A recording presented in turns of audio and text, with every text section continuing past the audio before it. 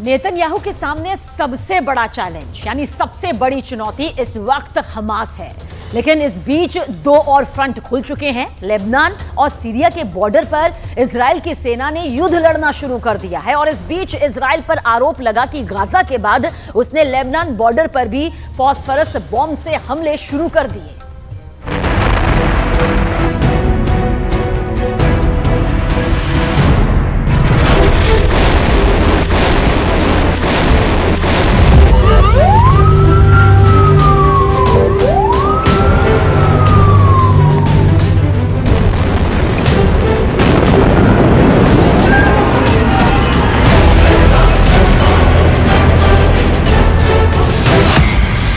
क्या गाजा पट्टी पर केमिकल बम फायर किए जा रहे हैं? क्या गाजा पट्टी पर इजराइल ने फास्फोरस बम फोड़ दिया है? रिहायशी इलाकों के ऊपर यह चिंगारी और फिर सफेद धुआं धीरे धीरे इस इलाके पर चढ़ने लगा। तबाही बहुत ज्यादा हो रही है। गाजा में 1000 से ज्यादा लोग मारे जा चुके हैं। मलबे से लगातार लाशें निकाली जा रही हैं। युद्ध की सबसे खतरनाक तस्वीर देखिए, क्योंकि अब युद्ध और तेज होगा।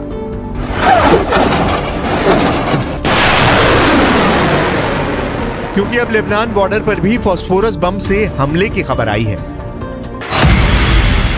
24 घंटों के दौरान इजराइल पर केमिकल वॉर शुरू करने का इल्जाम लगने लगा है। इजराइल ने इस आरोप को खारिज कर दिया है।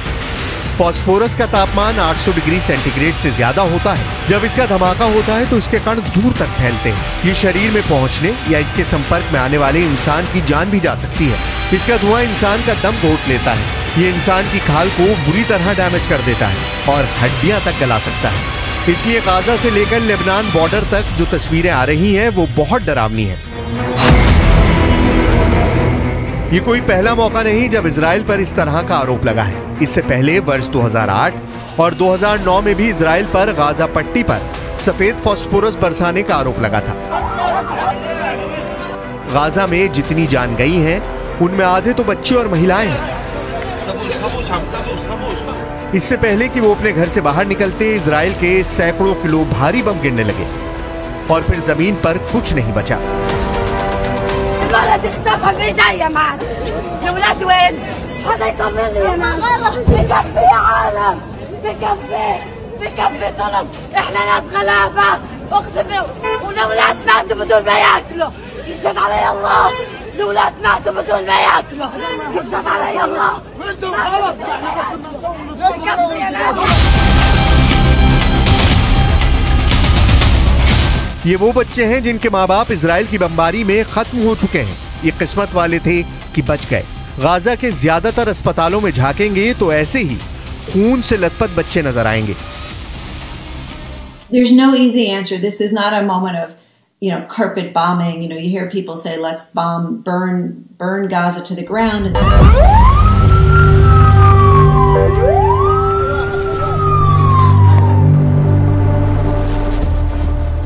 गाजा के इस एम्बुलेंस ड्राइवर को देखिए। इस शख्स ने अपनी एम्बुलेंस से बहुत से लोगों को अस्पताल पहुंचाया, लेकिन ज्यादातर की जान जा चुकी थी। लाशों को ढोते ढोते ये बुरी तरह थक चुका है।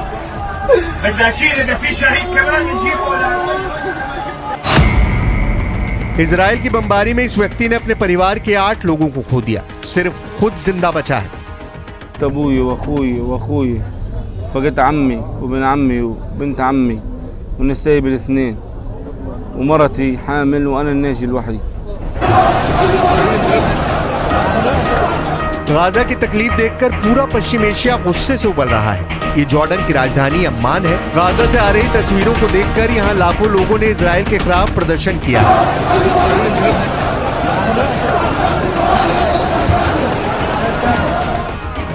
ये गुस्सा पूरे पश्चिम एशिया में फैल रहा है और अब वो अपनी सरकारों से गाजा में फंसे लोगों की मदद की मांग करने लगे हैं।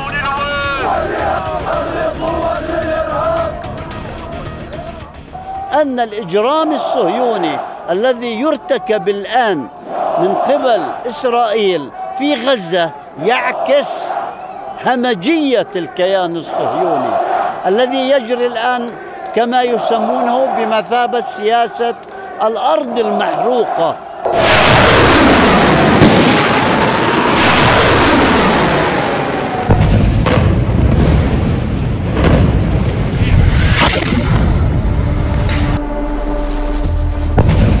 पश्चिम एशिया में गाजा इजराइल का फ्रंट पूरी तरह एक्टिव है। इस फ्रंट पर इजराइल की जीत पक्की है क्योंकि उसकी ताकत के आगे हमास टिक नहीं पाएगा। आखिर टैंक और तोपों के खिलाफ राइफल के साथ लड़ने वाला हमास कब तक बचेगा? इसी बात ने इजराइल को जीत का भरोसा दिला दिया है, लेकिन हमास खामोश नहीं बैठा है।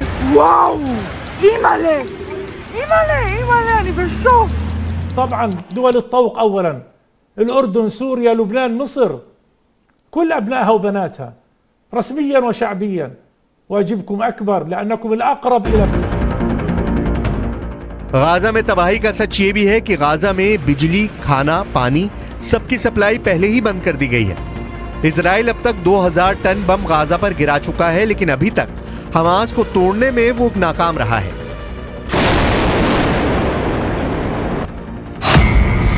इस बीच इजराइल को रोकने के लिए दो नए फ्रंट खुल गए हैं। पहला फ्रंट है लेबनान और दूसरा फ्रंट है सीरिया। दोनों मोर्चों पर गोला बारूद दोनों तरफ से बरस चुका है।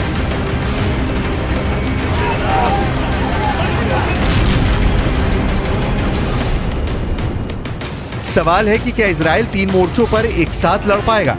वो ऐसा 50 वर्ष पहले कर चुका है, लेकिन अब वक्त दूसरा है। इस बीच हिजबुल्लाह ने एक वीडियो जारी करके बता दिया है कि इजराइल ने उसको हल्के में लिया तो वो 2006 के बाद भी दूसरी बार हिजबुल्लाह से हार जाएगा। हिजबुल्लाह के इस वीडियो को देखिए जिसमें लेबनान बॉर्डर के करीब खड़ी इजराइल की बख्तरबंद गाड़ी को एंटी टैंक मिसाइल से टारगेट किया गया। धमाका ऐसा होता है कि बख्तरबंद गाड़ी में बैठा एक भी फौजी बचकर बाहर नहीं निकल पाता।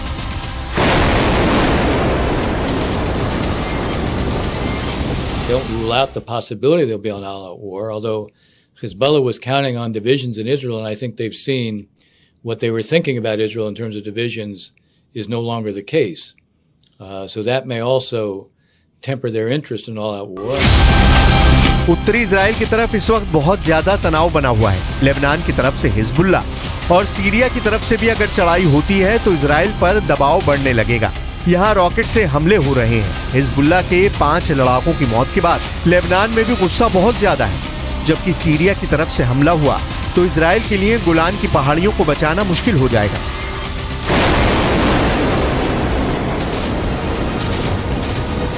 इसलिए फॉस्फोरस बम से हमले की बात आ रही है, क्योंकि लेबनान के आसमान में जो चिंगारी देखी गई उसके बाद नीचे पहाड़ियों में आग लगी हुई भी नजर आई, यानी केमिकल जमीन पर गिरा तो हर तरफ आग लग गई।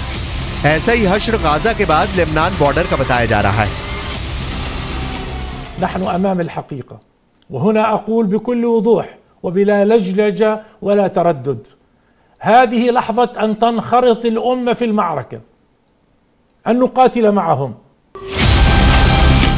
गाजा से तबाही की तस्वीरें लगातार आ रही हैं। इजराइल पर हमले के बाद जो जवाबी कार्रवाई हुई है उसमें आम लोगों की जान जा रही है। मलबों से बच्चों को निकालने के बाद उनको एम्बुलेंस के जरिए जल्दी से जल्दी अस्पताल पहुंचाया जाता है।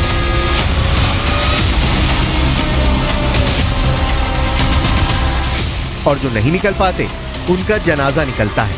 उनमें भी बहुत किस्मत वाले होते हैं जिनके आखिरी सफर में भीड़ शामिल होती है। गाजा में बहुत सी जगह तो ऐसी हैं जहां पूरे के पूरे परिवार खत्म हो चुके हैं। उन पर रोने वाला भी कोई नहीं बचा। लेकिन ये बात तय है कि हमास की लीडरशिप अब भी कायम है। इजराइल की बमबारी उनको खरोंच तक नहीं पहुंचा पाई है।